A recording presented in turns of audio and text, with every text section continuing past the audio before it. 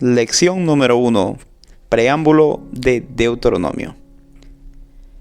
Por la gracia de Dios estamos empezando un nuevo trimestre. Y el autor de la lección es Clifford Goldstein. Él nació en 1955 en Nueva York. Escribió aproximadamente 22 libros. Él es editor de la Escuela Sabática desde 1999. Aunque él creció con un judío secular, él se convirtió adventista del séptimo día en 1980. Y queremos entender ahora qué es la verdad presente. Un niño debe aprender por lo menos a sumar 1 más 1 y saber que es 2 para que pueda aprender la raíz cuadrada, ¿verdad? Existen algunas verdades y algunas enseñanzas que Jesús no enseñó en cuanto sus discípulos no poseían una madurez espiritual, según San Juan 16:12. Nosotros debemos entender que cada época Dios respeta el tiempo y la madurez de la humanidad pecadora. Y para cada época, para cada necesidad, Dios abre los ojos de los hombres para que la Biblia amplíe y destaque el conocimiento de ciertos conceptos apropiados. Eso es verdad presente.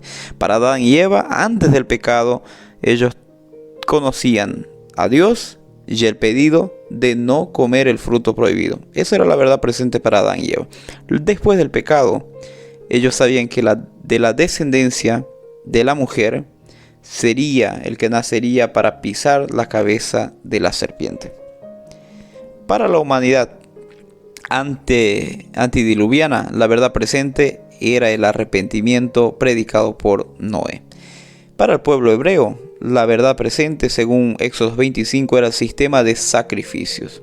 Existen todas las medidas y los protocolos correspondientes a seguir. Juan Bautista presentó una verdad presente que era el arrepentimiento de los pecados y la llegada del Mesías. En el siglo XVI, la verdad presente fue expresada por los reformadores en 5 fundamentos llamados de solas: sola fide, sola escritura, sola Christus, sola gratia y sola gloria. Y en nuestro tiempo entendemos que existen 3 mensajes angelicales que son la verdad presente de Dios para nuestro tiempo. Apocalipsis 14:6 al 12. Deuteronomio es un libro que significa segunda ley. Deuteros, segundo, nomos ley. También se entiende una copia de esta ley. También podemos entender repetición de esta ley, o como su título en hebreo se dice Devarim, palabras, o estas palabras. Aprendemos importantísimas lecciones en 34 capítulos. Es el 5.º libro de la Biblia y hace parte de los 5 primeros libros llamados como Pentateuco, o también conocido para los judíos como Torah. Encontramos la preocupación de Moisés en sus últimas palabras a los hijos de Israel para que entren a la tierra de Canaán. Existe en Deuteronomio un testamento de Moisés. En Deuteronomios Moisés habla como un padre que se está despidiendo de un hijo. En Deuteronomio es la despedida de un hombre que amó a su pueblo de tal forma que él estaba dispuesto a morir por el pecado del pueblo. Moisés es el autor de este bello libro que nosotros estaremos estudiando. Este libro tiene una relevancia increíble, ya que Jesús usó en la tentación de Mateo capítulo 4 algunas citaciones. No solo de pan vive el hombre, más de toda palabra que sale de la boca de Dios. Sí, Deuteronomio capítulo 8, verso 3. También, no tentarás al Señor tu Dios. Deuteronomio 6:16. Y al Señor tu Dios adorarás y a Él solo servirás. Deuteronomio 6:13. ¿Verdad? Si quieres, puedes comprobar también en Mateo capítulo 4 cómo Jesús usó, ¿verdad?, el libro de Deuteronomio. Realmente, Deuteronomio es el libro del Antiguo Testamento más citado por los escritores del Nuevo Testamento. Deuteronomio contiene el Shema Israel, la escucha Israel, algo que moldó la identidad religiosa judía y de cierta forma tiene una implicación tremenda sobre la religión en el hogar y en la vida personal en las eras como Deuteronomio. Muy bien, el libro de Deuteronomio está dividido en 4 discursos o sermones de Moisés. ¿Ok? Número 1. Anuncia la salida de Moisés del oficio de líder. 2. Reafirma el decálogo y conclama a Israel a obedecer sus mandamientos. Número 3. El ritual de la bendición y de la maldición. Wow. Y número 4. Es un resumen histórico como una exhortación para guardar la ley. Si alguna vez tienes la oportunidad de predicar un sermón sobre Deuteronomio, no te olvides, significa predicar sobre la predicación de Moisés y predicar un sermón sobre un sermón. Qué privilegio, ¿verdad? El tema central del libro de Deuteronomio se encuentra en esta frase: escucha, Israel, el Señor es nuestro Dios, es único Salvador. Amarás pues al Señor tu Dios de todo tu corazón, de toda tu alma y de toda tu fuerza. Estas palabras que hoy te ordeno estarán en tu corazón y le inculcarás a tus hijos, y de ellas hablarás sentado en tu casa, andando por el camino, y al echarte, al levantarte, también las atarás como una señal en tu mano, y también la tendrás en tu frente, encima de tus ojos, y la escribirás en los umbrales de tu casa y en tus puertas. Deuteronomio 6, 4 al 9. Realmente el libro de Deuteronomio destaca hechos narrados en el libro desde la salida de Egipto hasta la víspera de la entrada en la tierra prometida. Memorias, la palabra recuerdo está presente en todo el libro. Sin la memoria se pierde la identidad. ¿Ok? Número 3, el amor de Dios. Por amor el Señor sacó a su pueblo de Egipto. Número 4, del comienzo al fin el libro nos manda a recordar el éxodo, la salida. Otro punto, 5, vida en comunidad. Entre ustedes no existirá ningún pobre. No, interesante. Número 6, libertación. Nos revela que el verdadero Dios es aquel que libertó al pueblo de la esclavitud de Egipto. Número 7, existe una alianza. Sí, existe un pacto. ¿Y cuál es? Que Israel viviría feliz y próspero en la tierra si sería fiel a la alianza con Dios. Y si sería infiel, tendría la desgracia y perdería la tierra. Amar, ser amado. Primera de Juan 4:8. Aquel que no ama no conoce a Dios, porque Dios es amor.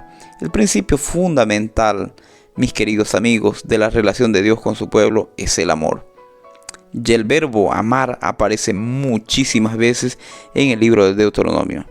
No apenas para referirse al amor de Dios por su pueblo, mas al amor de Israel en respuesta al amor divino. ¿Qué más? Nosotros podemos ver que en respuesta al amor divino Israel es exhortado por Dios. Por tanto, ame el Señor su Dios, no amen de todo su corazón, de toda su alma y con toda su fuerza. Yo creo que esto es lo que debemos hacer diariamente. Varios textos encontramos del libro de Deuteronomio que hablan del amor de Dios por su pueblo. Dios siempre amó a sus antepasados. Dios ama hasta la 1000ª generación. El mandamiento ordena amar a Dios siempre. Dios escogió a Israel porque Él los amaba. Dios mantiene el amor que juró a nuestros padres. Dios solo pide que el pueblo sirva de todo corazón. Dios pide que ame y siempre y observe lo que Él pide, y que coloque las palabras en el corazón como una faja ante los ojos, amando a Dios siempre. Y Dios trató al pueblo como la niña de sus ojos. La caída y el diluvio. Génesis 6:5. Vio el Señor que la maldad del hombre se había multiplicado en la tierra, y que era continuamente, hacer el mal en su corazón.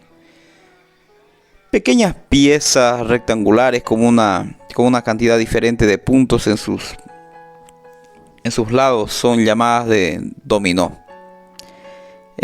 Probablemente ya viste algunas personas colocando piezas de dominó en pie, como pequeños pilares afilados.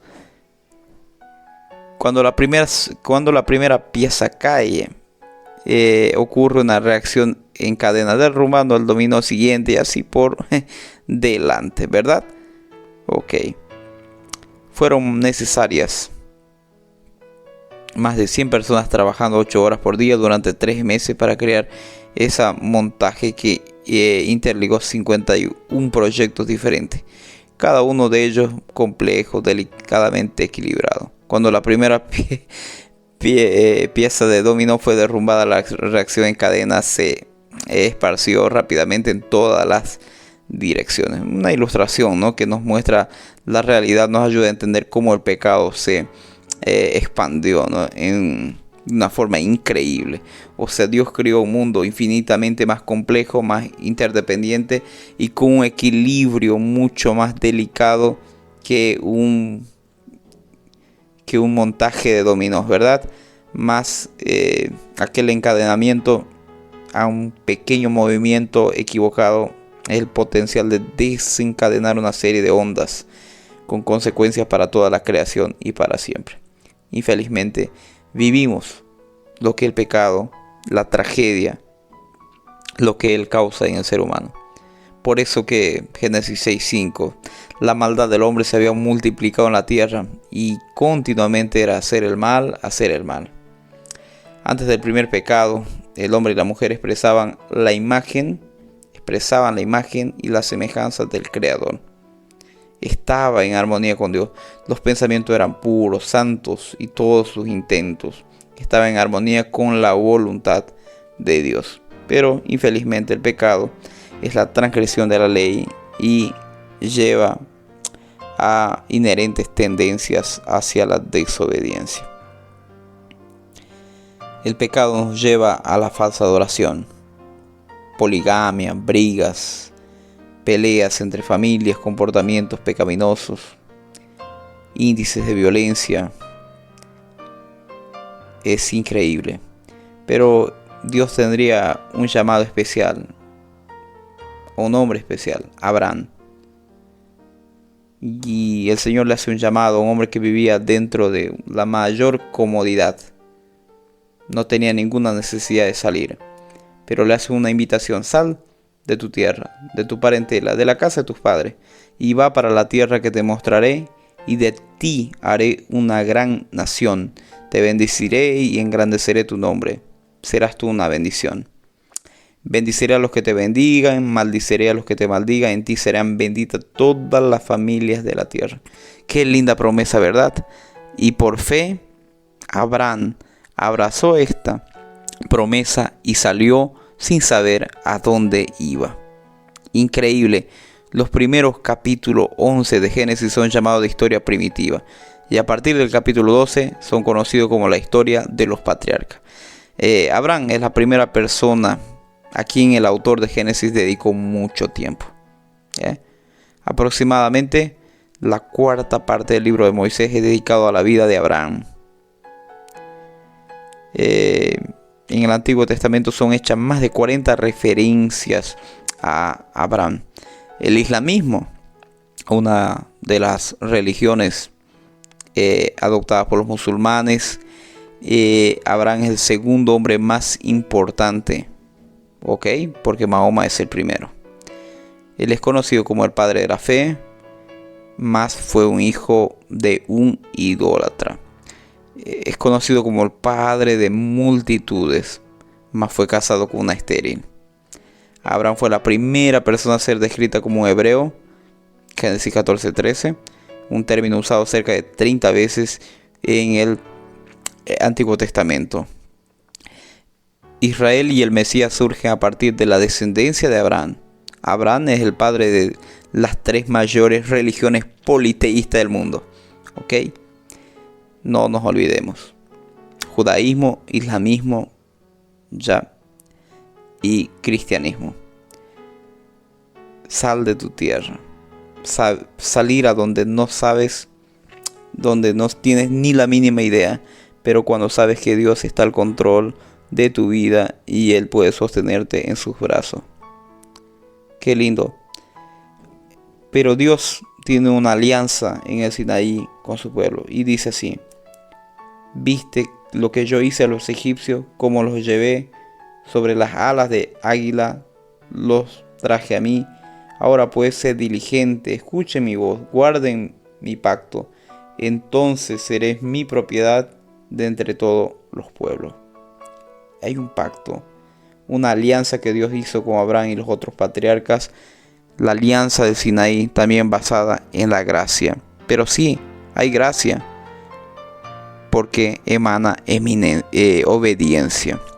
La alianza abránica exigía también la alianza anterior que Dios hizo con Noé. Las obligaciones o condiciones de la alianza establecidas por Dios para los miembros de la comunidad de la alianza simplemente marcan un lineamiento, el modo de vida de esta comunidad una vez que ya los miembros experimentan la redención, salvación y liberación divina. Mis amigos, solamente por la gracia capacitadora y por el poder de Dios, y de ese modo podemos vivir tanto antes como ahora. Dios no acepta mérito humano en su plan de redención. Llegando al final de nuestra lección, hablando sobre apostasía y punición. Vino Moisés, llamó a los ancianos del pueblo y los expuso delante de ellos todas las palabras del Señor le había ordenado. Y entonces el pueblo respondió a una sola voz: todo lo que el Señor habló, haremos. Y Moisés relató al Señor las palabras del pueblo. Te hago una pregunta: ¿será que habría algo de equivocado en esta respuesta del pueblo?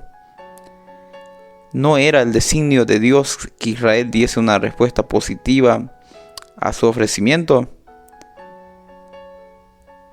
Haremos todo.